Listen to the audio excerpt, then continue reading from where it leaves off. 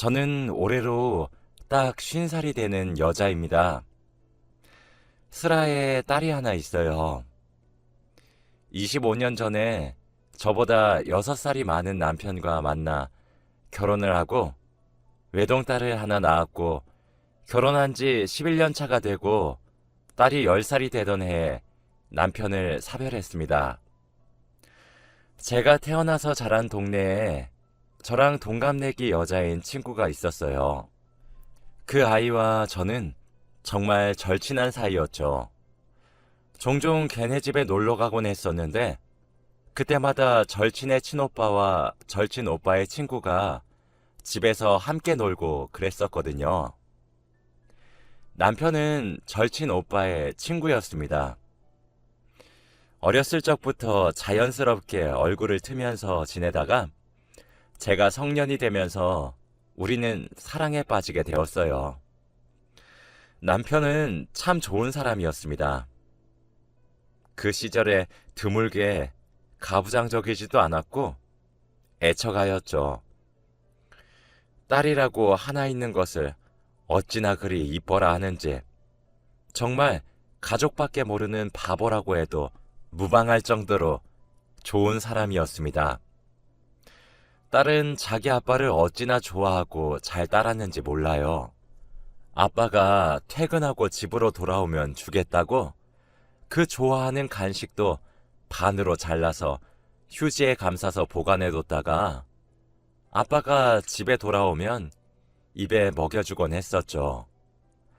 그렇게 저희 가족은 참 평화로웠습니다. 당시 남편의 직업은 공무원이었어요. 그러던 어느 날 남편이 친구들과 함께 낚시를 가겠다며 놀러 간 날이 있었습니다. 그날 남편은 물에 빠져 익사한 채 차갑게 식은 채로 저희 가족의 품으로 돌아왔어요.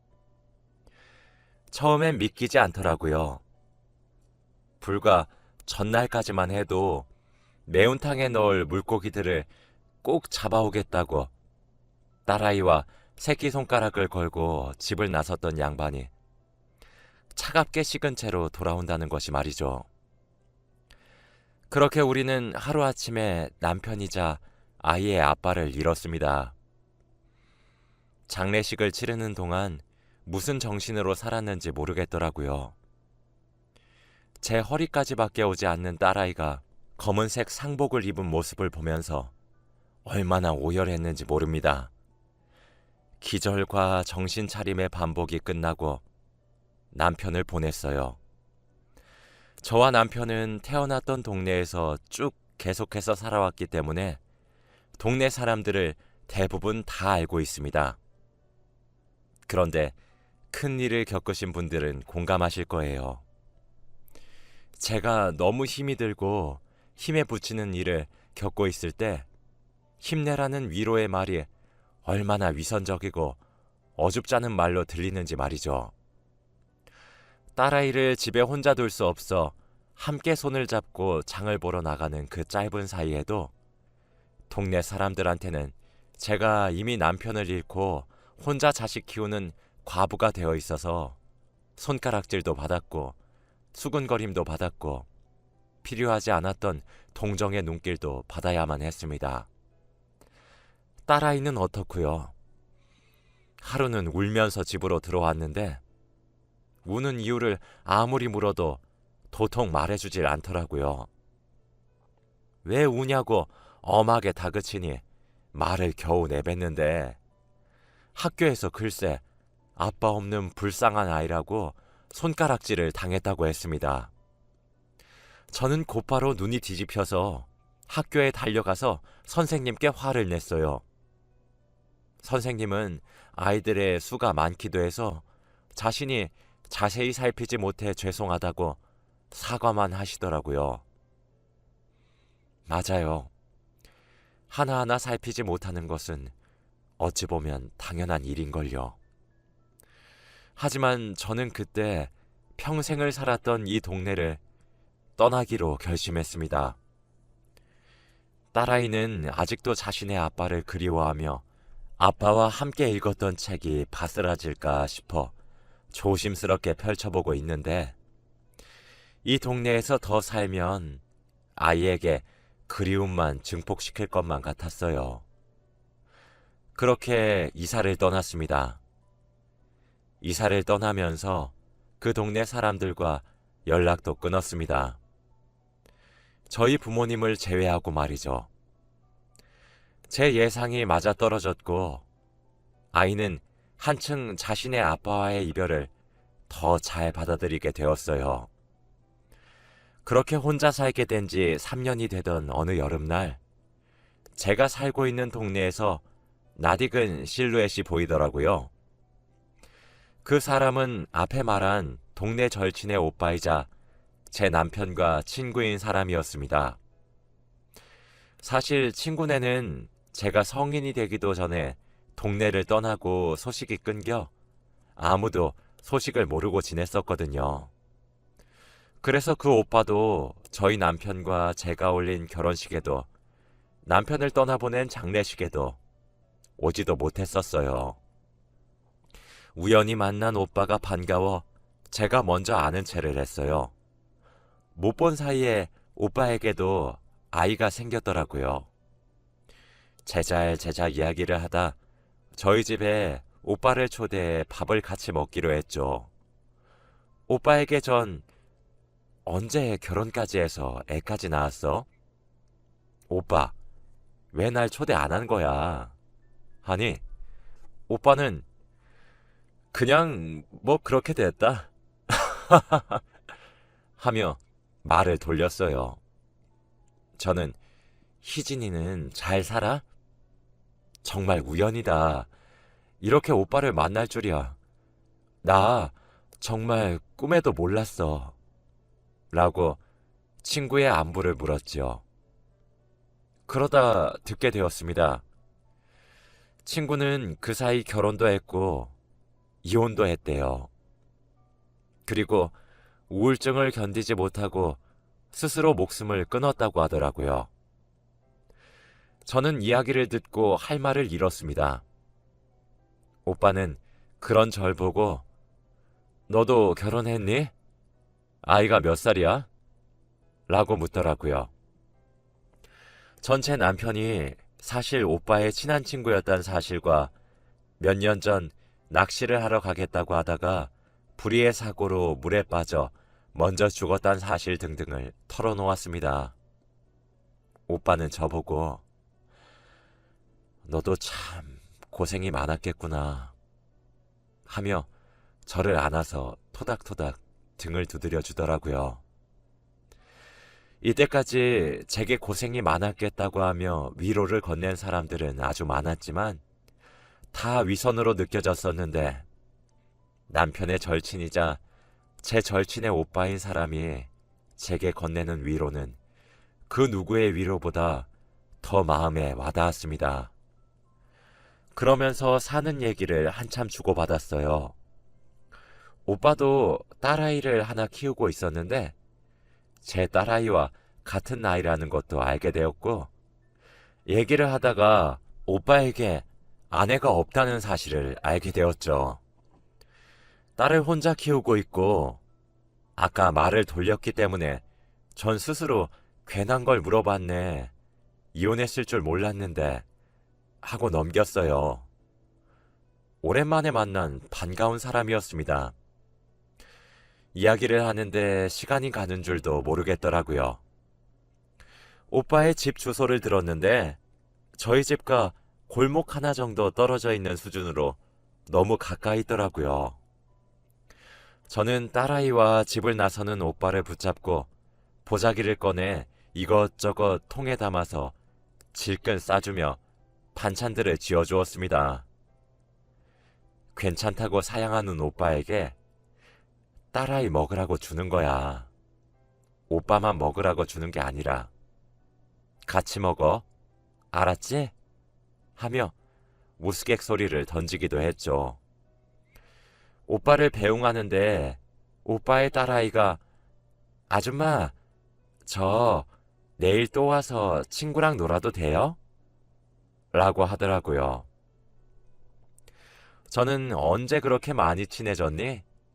내일뿐만 아니라 언제든지 놀러 오렴 이라고 했습니다. 꼭 저와 희진이를 생각나게 하는 아이더군요. 예의 바르게 허리를 꾸벅 숙여 인사를 하고 떠나는 아이의 뒷모습이 어찌 그리 희진이랑 똑 닮았던지 정말 귀여웠습니다. 그때부터 본격적으로 왕래하기 시작했어요. 저는 남편의 몫에 연금을 타서 생활했기 때문에 집에서 아이를 보는 것이 여유로울 수 있었습니다. 아이가 학교를 가거나 하는 그런 남는 시간엔 소일거리를 하기도 하면서요.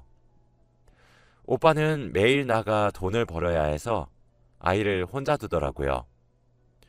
어차피 우리 딸아이도 좋아하니까 같이 지내게 하는 게 어떻겠냐 하는 제 말에 오빠도 그러자 했어요.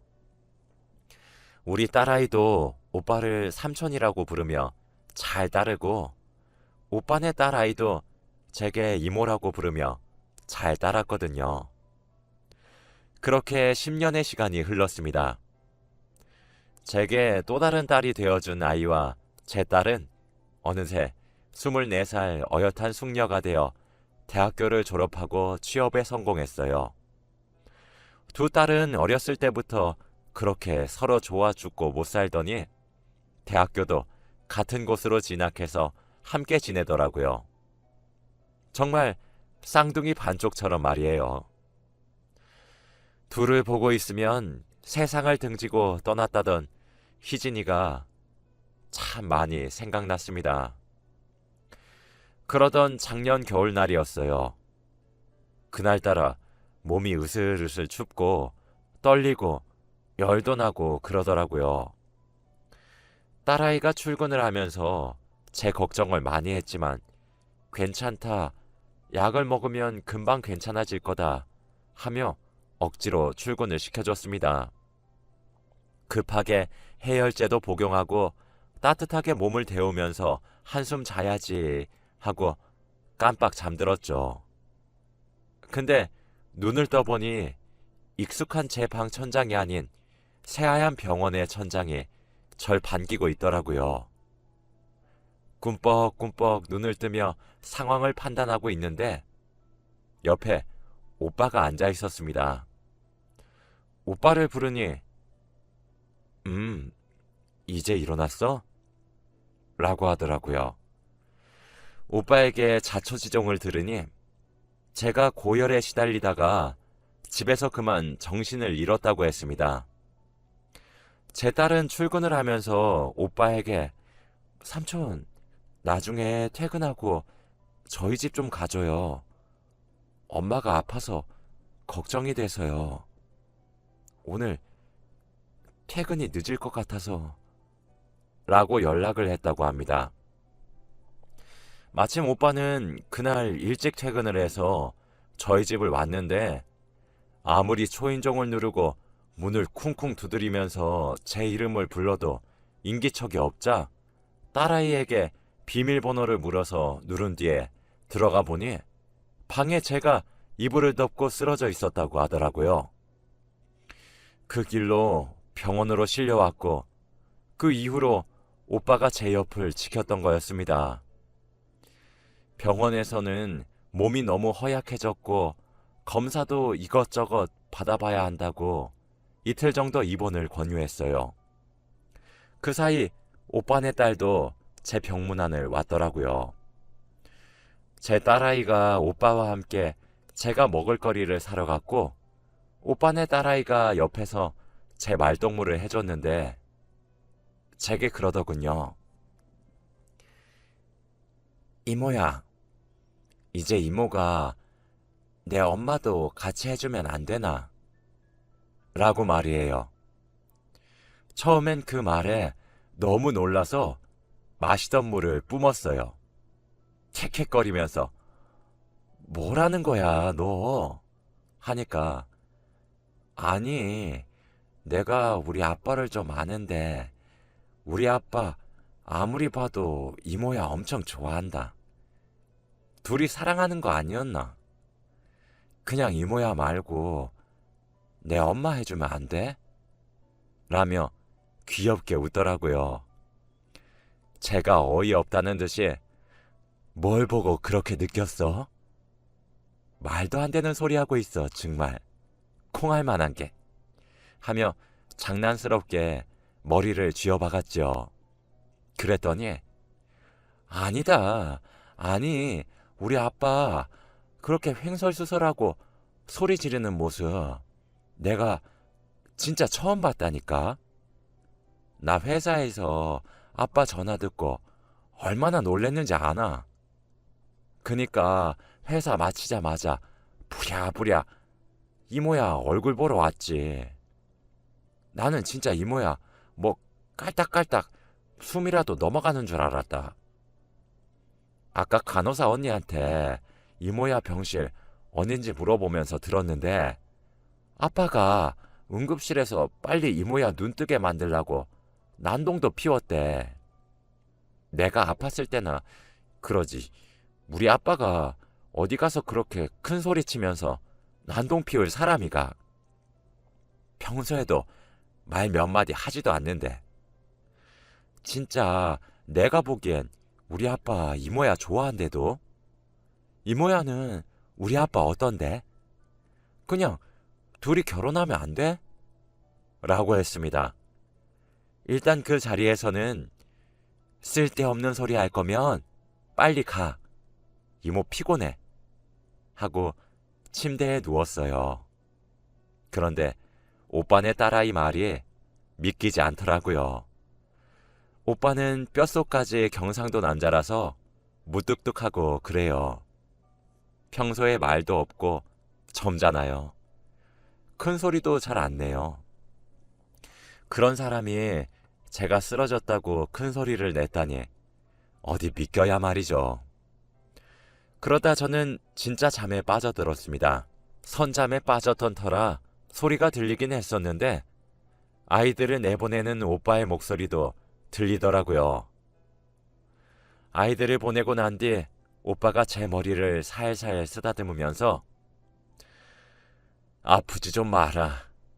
아휴, 어렸을 때부터 몸에 힘도 없어가지고 비실비실 거리더니 아직도 이렇게 아프면 어떡하냐? 라고 혼잣말을 하더라고요. 그래서 제가 물어봤어요. 오빠에게 말이에요. 비몽사몽한 채로 오빠, 나 좋아해? 남의 머리를 왜 이렇게 쓰다듬고 그래? 누가 보고 오해하면 어쩌려고? 라고 웅얼웅얼 거렸습니다. 그랬더니 글쎄 오빠가 제게 그러더군요. 누가 오해하면 어쩌긴 어째. 그게 오해가 아니게 만들면 되지. 네가 나를 그렇게 오래 봐왔는데도 그렇게 날 모르나? 라고요. 순간 눈이 번쩍 뜨였고 잠기운이 다 달아났죠. 멍하니 오빠를 올려다보고 있으니 오빠가 제게 말했어요. 그냥 날도 이제 많이 춥고 네 몸도 너무 약하고 그렇잖아. 그래서 말인데 그냥 우리 같이 살자. 라고 말이에요. 오빠는 그렇게 병실에 누워있는 제게 갑작스러우면서 투박하게 하지만 따뜻하게 고백을 해왔습니다. 같이 살자는 고백을 들었는데 그때 제 마음을 알게 되었어요. 너무 설레더군요. 나이값 못한다는 소리를 들어도 할 말이 없을 만큼 얼굴이 빨개졌어요. 사실 남편이 제 곁을 먼저 떠나고 난 후 제게 또 다른 배우자가 생기지 않을 것이라고 믿어 의심치 않았습니다. 그만큼 우리 남편을 따라올 사람이 없다고 생각했거든요. 살아생전에는 남편이 그립기도 했습니다. 제게 오죽 잘했던 사람이었잖아요. 그리고 저도 그런 남편을 정말 진심으로 사랑했어요. 저도 제 딸아이도 그런 남편을 평생 잊지 못할 것 같았거든요. 그래서 제게 다가오는 사람을 자꾸 밀어내기만 했습니다. 제게 다가오는 사람을 받아주는 행동은 마치 제가 남편을 배신하는 것처럼 느껴졌었거든요. 그런데 처음으로 정을 주고 싶은 사람이 이렇게 갑작스럽게 생겨버렸습니다.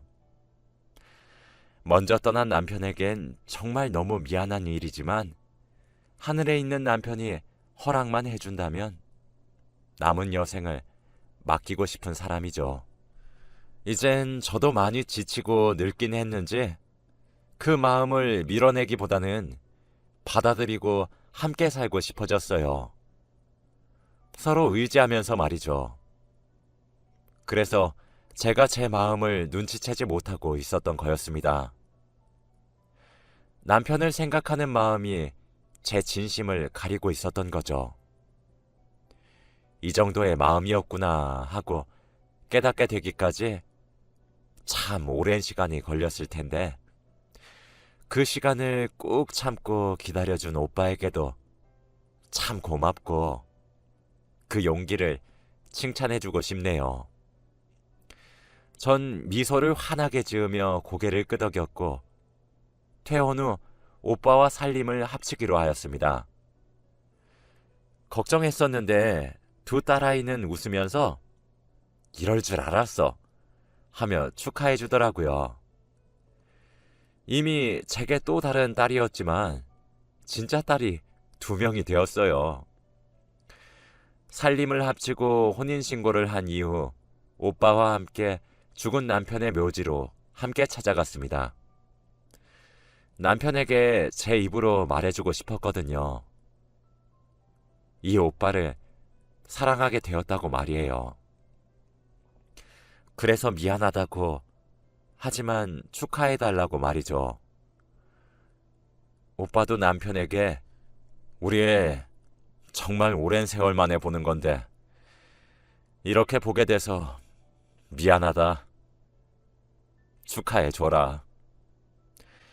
내가 이 사람 눈에 눈물 한 방울 안 흘리게 하겠다는 약속 그거 하나는 꼭 지킬게 라고 말을 하더군요.